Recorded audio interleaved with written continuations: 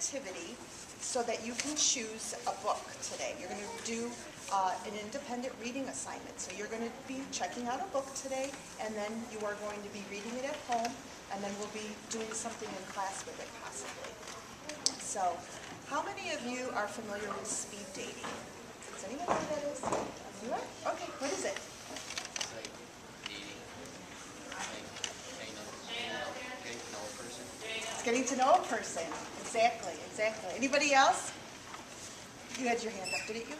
No? It's like when you have tables or whatever, you go from person to person, you look on the talk to each person. Oh, yeah. That's right. He said you have tables and you have a minute to get to know someone, and then you go from table to table. Well, that's what we're going to do today. We're going to do speed dating with books.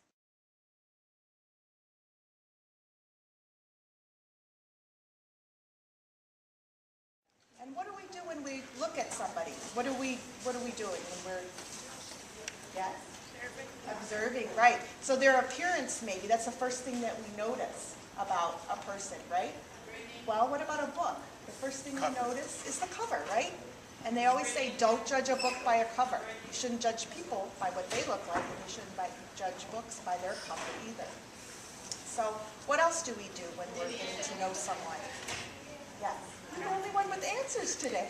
We ask questions. You ask questions, right. So you try to get to know someone, to try to get to know their personality a little bit, what their interests are, right? So that's what we're going to do with the book. How are we going to find out today what the book is about? Somebody else, come on.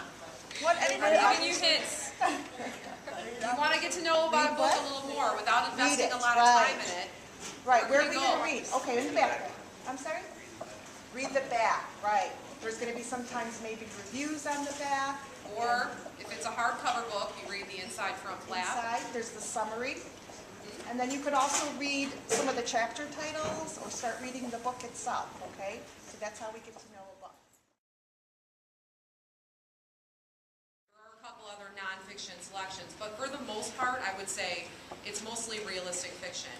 So it didn't really happen, but it could. And what we're looking to do is we're going to connect some of these situations, what you're reading about, to some of the actual factual information, the things that you're learning in health class, and kind of how do we bring those two together. Thinner isn't always better, right?